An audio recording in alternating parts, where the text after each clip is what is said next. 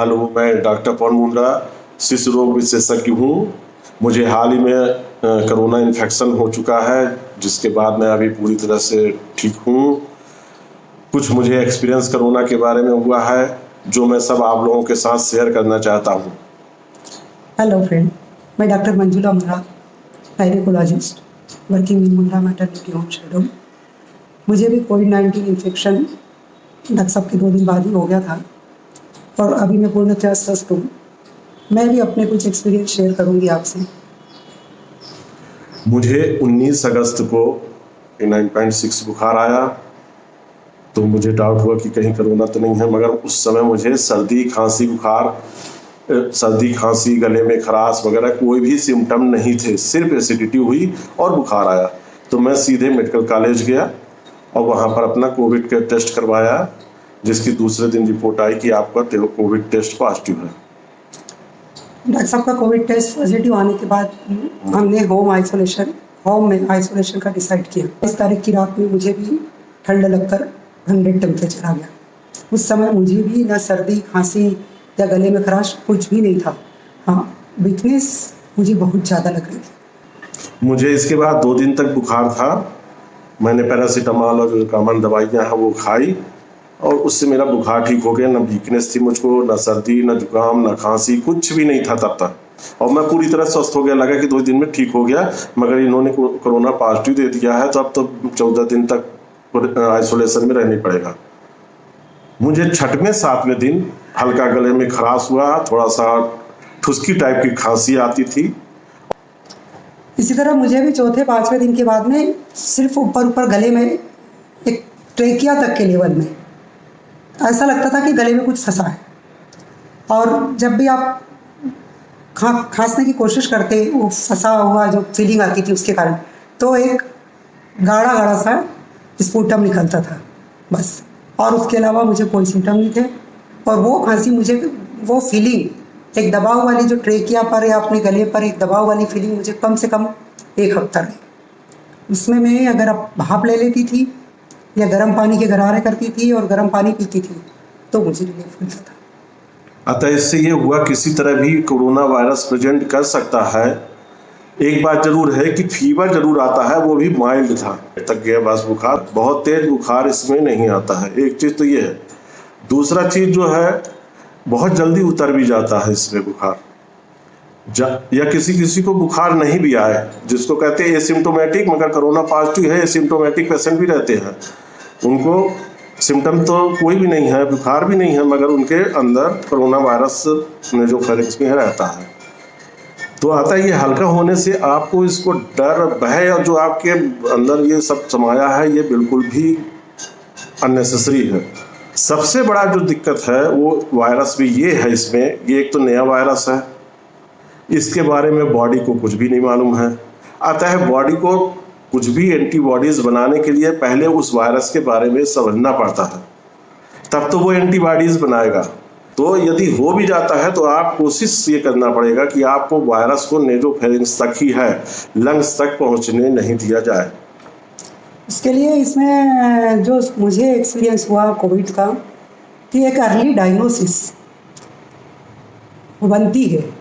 और उसके साथ ही अपन जो गर्म पानी पीना या जो भी अपन मल्टीविटामिन या विटामिन सी, विटामिन डी और जो एजिथ्रोमाइसिन और ये सब जो ट्रीटमेंट अपन स्टार्ट करते हैं, यदि अपन अर्ली स्टेज में ही ये स्टार्ट कर बाकी प्रिकॉशन शुरू कर देते हैं, जैसे वाटर इनटेक बढ़ाना और फ्लूइड इनटेक बढ़ाना, ये सब शुरू कर देते हैं, तो अपनी यदि इम्यूनिटी वाकई अच्छी है, तो इससे आगे ये वायरस अपने शरीर को कुछ भी नुकसान नहीं पहुंचा सकता। अतः इस वायरस से ये समझ में आया है कि जो यंग जनरेशन है, जो यंग लोग हैं और जो बच्चे हैं, उसमें ये वायरस 2-3 दिन के लिए, बस 1-2 दिन के सिम्टम्स में ही, और उसके बाद वो ख़त्म हो जाता है। मरता नहीं है वो, तो 10 दिन के बाद ही नॉन इन्फेक्शियस होते हैं लोग, मगर उनको कोई भी सिम्टम वगैरह ऐसा कुछ नहीं होता। जैसे जैसे ओल्ड एज होती जाती है तो ये सिम्टम थोड़ा सा अधिक। अतः इसमें जो है विशेष ध्यान रखने वाली बातें अब क्या है, ये मैं आपको बताता हूँ। सर्वप्रथम, जब भी आपको थोड़ा भी बुखार आता है, थोड़ी भी सर्दी खांसी होती है, तुरंत आप सबसे पहले अपने घर में आइसोलेट हो जाइए। आपको कोविड है या दूसरा इन्फेक्शन है, ये बात की बात है। यदि आपके यहाँ बड़े बूढ़े हैं तब तो आपको बिल्कुल ही अलग तुरंत हो जाना चाहिए। आप टेस्ट होगा, टेस्ट की रिपोर्ट आएगी, 2-3 दिन है, तब तक आप बहुत लोगों को इन्फेक्शन फैला चुके होंगे। अतः जैसे भी आपको थोड़ा भी सर्दी जुकाम या हल्का बुखार आया, सबसे पहले अपने आप को आइसोलेट कर लीजिए, जिससे आप भी बच सकते हैं और दूसरों को इन्फेक्शन होने से भी बचा सकते हैं। सर्वप्रथम मैं कुछ अलार्मिंग साइन आपको बता देता हूँ, कब बिल्कुल आपको सतर्क रहना है, कब अगर आप होम आइसोलेशन में हैं या होम आइसोलेशन घर में भी रह के आपकी कोरोना पॉजिटिव आती है, आप टेस्ट करवाते भी हैं, नहीं भी करवाते हैं, तो सबसे पहले आइसोलेट हो जाइए। आप अपने आप को वॉच करिए बुखार कितना जा रहा है। और सेकंड थिंग है SpO2 या ऑक्सीजन सिचुएशन मॉनिटरिंग करने के लिए अगर आपके पास इसका पल्स ऑक्सीमीटर है तो मॉनिटर करिए, या फिर आप तुरंत जैसी थोड़ा सा चलने पर अगर आपको सांस फूलती है तो उस पर तुरंत ध्यान रखिए। तो अलार्मिंग साइन सब प्रथम है, यदि आपका बुखार 3 दिन के अंदर नहीं उतरता है या बुखार आप 103, 104 जा रहा है 3 दिन से ऊपर भी, तो आप तुरंत हॉस्पिटलाइज हो जाइए। फर्स्ट चीज ये, यदि आपका ऑक्सीजन सिचुएशन, यदि आपके पास पल्स ऑक्सीमीटर है, बहुत ज़्यादा महंगा भी नहीं आता है, आप इसको खरीद के अपने पास भी कर सकते हैं। अगर आपके यहाँ बड़ी फैमिली है तो इसको तुरंत लेकर रख लीजिए। पल्स ऑक्सीमीटर से आप नापते रहिए ऑक्सीजन। अगर 94 से कम होता है, एक उंगली में लगाइए, फिर दूसरी उंगली में, मेनली जो यूज करना चाहिए वो मिडिल फिंगर में यूज करना चाहिए, और देखते रहिए। एक उंगली में लगाइए, अगर आपका 94 से कम आ रहा है तो दूसरे में ट्राई करके देखिए, तीसरे, और हर किसी में जो है 94 से अगर कम आ रहा है, इसका मतलब अब आप रिस्क में हो गए हैं। उस समय आपको तुरंत हॉस्पिटलाइज होना है या ऑक्सीजन की कमी होती है। एक टेस्ट है, 6 मिनट तक आप सिंपल वॉकिंग करिए। अगर 6 मिनट वॉकिंग करने के बाद आप पल्स ऑक्सीमीटर से आप ऑक्सीजन सिचुएशन नापिए। अगर वह आपका ऑक्सीजन सिचुएशन कम होता है तो आप तुरंत हॉस्पिटल एडमिट हो जाइए, फिर ऑक्सीजन की रिक्वायरमेंट है। तो ये 2 चीज़ें बहुत इंपॉर्टेंट है इसमें। एक तो बुखार आपका 3 दिन से ऊपर जा रहा है और बहुत हाई फीवर जा रहा है वो, दूसरा आपको सांस लेने में दिक्कत है, यानी आपको अगर आपके पास पल्स ऑक्सीमीटर नहीं है तो भी अगर आपको चलने में थोड़ा भी नॉर्मल चलने में सांस फूल रही है तो आपको तुरंत जो है हॉस्पिटलाइज हो जाना चाहिए। अब मैं इसका ट्रीटमेंट पोर्शन बताता हूँ आप लोगों को।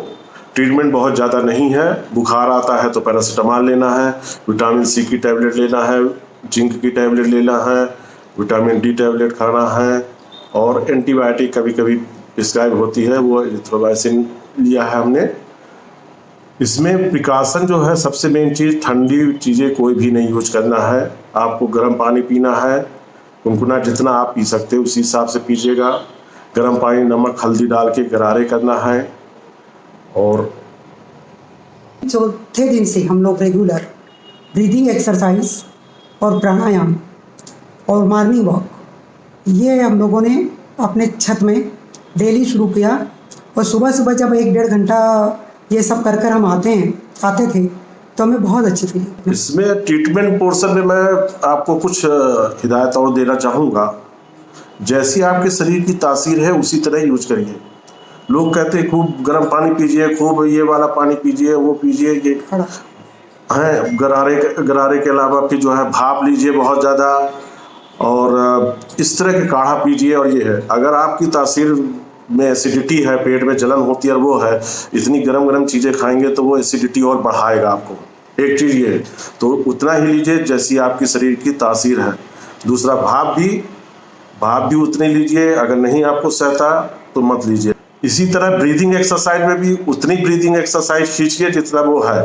फुग्गा जैसे आप फुलाते हैं, आप फुग्गा फुलाते जाइए, एक समय ऐसा आएगा कि फुट्टा फूट जाता है। ठीक उसी तरह आप अगर खूब गहरी, खूब तेज सांस ले रहे हैं, पता चला लंग्स की एल्वेओलाई फट गई, कुछ दूसरे कॉम्प्लिकेशन होंगे। तो इसमें बहुत ज़्यादा एक्टिव होने की ज़रूरत नहीं है। सिंपल नॉर्मल जैसे एक्सरसाइज करते हैं वही करिए। नॉर्मल ब्रीथिंग एक्सरसाइज करिए, जो प्राणायाम है धीरे धीरे वो करिए। बहुत फोर्सफुली कोई भी चीज़ करेंगे आप खुद कॉम्प्लिकेशन में फंस जाएंगे। कोई बहुत ज़्यादा ट्रीटमेंट नहीं है। आपकी बॉडी स्वयं एंटीबॉडीज़ बना के लड़ेगी, वही आगे काम आना है। बाकी इसका वायरस का कोई भी ट्रीटमेंट नहीं है। ट्रीटमेंट जितना है वो सब हॉस्पिटलाइज पेशेंट के लिए है। ऑक्सीजन देना है, आईवी एंटीबायोटिक वगैरह देना है, आईवी एंटीवायरल ड्रग आई हुई है उनको देना है, वो सब हॉस्पिटल वाला है। आप घर में रह के इस तरह की चीज़ें तो बहुत ज़्यादा पैनिक होके बहुत ज़्यादा फोर्सफुली एक्सरसाइज, ब्रीदिंग एक्सरसाइज मत करिएगा। इसमें हम लोगों ने मेन डाइट का भी बहुत ध्यान रखा, क्योंकि थोड़ा हम लोगों ने 1-2 बार नेचुरोथेरेपी का कोर्स किया था। उस हिसाब से हम लोग सुबह सुबह जैसे लौकी, टमाटर, खीरा और सबका जूस ले रहे थे, नारियल पानी ले रहे थे, थोड़ा मौसमी का जूस भी 1-2 दिन हम लोगों ने लिया, और लिक्विड इंटेक शुरू के 2-3 दिन हमने काफ़ी बढ़ाया अपना। और खाने में जो अपन पूरा सलाद वगैरह फ्रूट्स रेगुलर खा रहे थे, तो डाइट भी अच्छी रखना चाहिए अपने को उस समय। कुछ चीज़ें मैं बता रहा, डेथ समय लोग डेथ देख के भय हो जाते हैं, बहुत डर रहे हैं कि बहुत डेथ हो रही है। एक्चुअली देखा जाए तो यदि उसमें उम्र 65 साल से ऊपर हटा दी जाए, जो कोमार्बिड पेशेंट यानी जिनको पहले से बीमारी है, डायबिटीज है, हाइपरटेंशन है, हार्ट की बीमारी है, किडनी की बीमारी है, लीवर की बीमारी, किसी तरह की भी दूसरी बीमारी है, इनको हटा दिया जाए। सिर्फ यदि कोरोना से जो एक्चुअली मृत्यु हुई है, जिनको सिर्फ कोरोना इन्फेक्शन हुआ है और यंग है और कुछ भी बीमारी नहीं थी, उनको एक्चुअल डेथ ये है, कोरोना की जो डेथ है वो एक्चुअल डेथ ये है। बाकी कोमार्बिड वाले तो जितने भी पेशेंट हैं, ओल्ड एज वाले जितने भी पेशेंट हैं, उनको तो दूसरे इन्फेक्शन भी होते रहते हैं, उनको वो भी होता है। ये सेकेंडरी है, चूंकि बॉडी नहीं समझ पा रही है कि किस तरह का वायरस है, किस तरह का एक्ट करना है, एंटीबॉडीज नहीं प्रोड्यूस कर पाते हैं ओल्ड एज में उनको, इसलिए उनको बहुत ज़रूरी है आइसोलेट करना, उनसे दूर रहना बहुत ज़रूरी है इसमें। तो डेथ पर आप मत जाइए, क्योंकि जो डेथ वाले आंकड़े हैं वो या तो कोमार्बिड वाले हैं या फिर जो 65 साल से ऊपर हो रहे हैं, 50 साल से 60 साल से ऊपर व्यक्ति है मगर उनको पहले से बीमारी है, उन्हीं में डेथ ज़्यादा है। एक्चुअल डेथ कोरोना से बहुत ही कम, नामात्र के बराबर ही है, इसलिए पैनिक होने की ज़रूरत बिल्कुल भी नहीं है।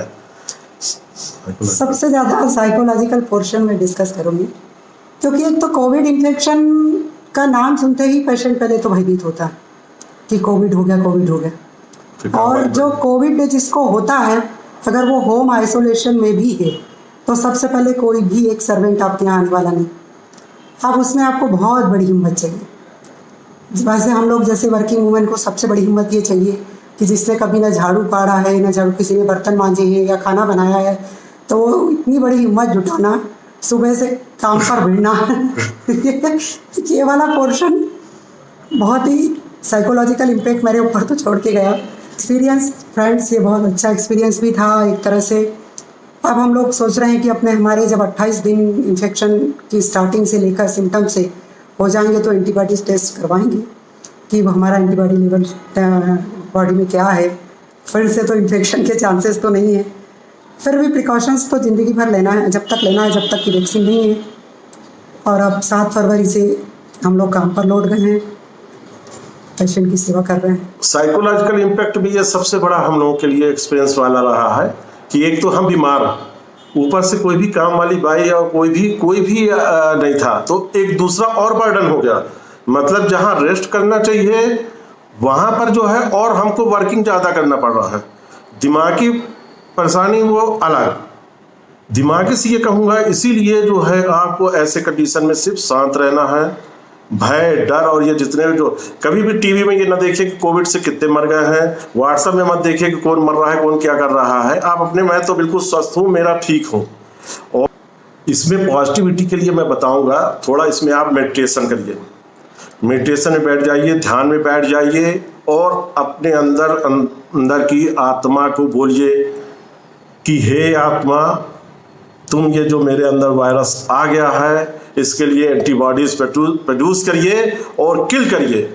जब ये बार बार आप बोलेंगे तो आपके सब सेल एक्टिव हो जाएंगे और वो वायरस को किल कर देगा। ये एक ऐसा ट्रीटमेंट है कि ना किसी ने बताया है ना कोई बताएगा, जो मैंने एक्सपीरियंस किया है, जबकि मैं 60 ईयर रनिंग हूँ, हाइपरटेंसिव भी हूँ, मगर मैंने किया है मेडिटेशन। अंत में जाते जाते मैं सभी लोगों को धन्यवाद करूँगा और साथ ही साथ मैं उन प्रशासनिक अधिकारियों का साथ करूँगा जिन्होंने मुझे पूरी तरह सहयोग दिया इस कोरोना में, और मेरे बीच में मेरा हालचाल वो उन्होंने पूछा है प्रशासनिक अधिकारियों ने, उनका मैं बहुत आभारी हूँ। बहुत बहुत धन्यवाद।